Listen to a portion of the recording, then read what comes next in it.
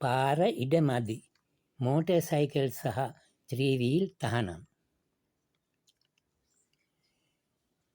නගරබද හා අර්ධනාගරික ප්‍රදේශවල මෙන්ම ඇතැම් ග්‍රාමීය ප්‍රදේශවලත් අඩි 60 ඉක්මවන පළල් පාරවල් තියෙනවා. ඒත් මේ හැම පාරකදීම නිරන්තරවම බරපතල අනතුරු සිදු වෙනවා. වැඩියෙන්ම අනතුරු වෙන්නේ යතුරු පැදි හා ත්‍රීවීල් වලින්. ඔවුන්ගේ නොසැලකිල්ලත් අනවධානයත් ඒකට හේතු වෙනවා.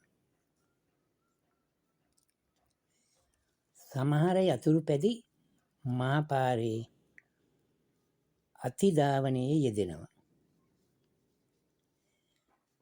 අයිස් ගහන මත්ද්‍රව්‍ය වලින් සිහි විකල් වන තරුණයන් මේ අතර ඕන තරම් ඇති.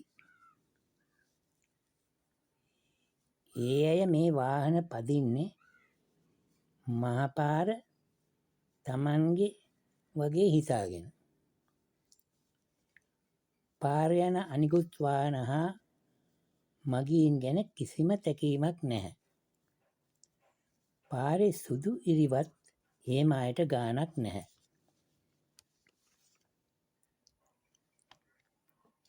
ඒ වුණාට කාන්තාවන් නම් මහපාරේ මේ වාහන පැදවීමේදී කලබල නැතුව සැලකිලිමත් වෙන බව දකින්න ලැබෙනවා.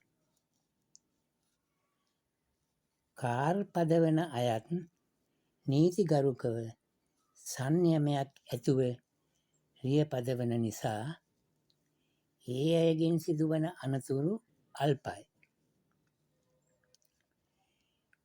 කාන්තාවන් මෙන්ම ඒ රිය පදවන අයත් පාර යන අනිකුත් වාහන හා පදිකයන් ගැන නිතරම සැලකිලිමත් වෙනවා.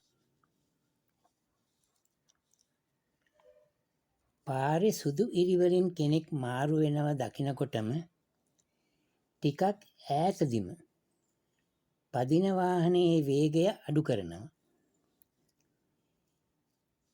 ඒත් සමහර තරුණයන් ඒ ගැන නොතකා එන වේගයෙන්ම යන්න බලනවා. මේ නිසා බොහෝ අනතුරු සිදු වෙනවා. කොහොමත් හැම නගරයකම මහපාරේ වාහන පිරිලා. වැඩි හරියක් මෝටර් සයිකල් හා ත්‍රීවීල්. ඒවා වැඩි වෙන තරමට පාරවල් ලොකු වෙලා නැහැ. ඒ නිසා ත්‍රීවීල් හා මෝටර් සයිකල් රටට ගෙන ඒම දැඩි ලෙස අධෛර්ය කිරීමටත් පවතින මාර්ග නීති නොතකා අනවධානයෙන් පදවා අනතුරුවලට මුල් වන මෝටර් සයිකල් හා ත්‍රීවීල් තහනම් කිරීමටත් රජයේ අවධානය යොමු වන්නේ නම් මහපාරේ නිතර සිදුවන අනතුරුවල යම් අඩුවක් වේවි. ඇතැම් යතුරු පැදිකරුවන් තරුණ ජවයෙන් මාර්ග නීති කිසිවක් නොසලකා පදිකයන් හා අනෙකුත් නීතිගරුකව ප්‍රවේශමෙන් රිය පදවන අයත් අනතුරට පත් කරනවා. අධිවේගයෙන් තරඟකාරීව මෝටර් සයිකල් පදවනවා.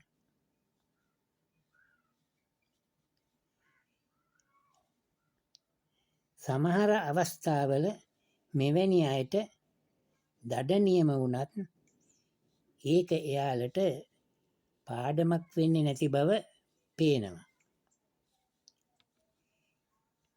ඒ නිසා එවැනි අයගේ විතරක් මෝටර් සයිකල් තහනම් කළ යුතු බවයි මේ යෝජනාව.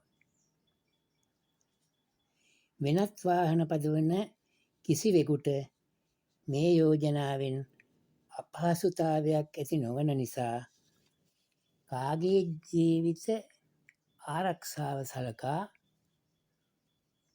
සබ්ස්ක්‍රයිබ් කර ලයික් එකක් කමෙන්ට් එකක් දාලා ෂෙයා කරනවා නම් කාටත් යහපතක්.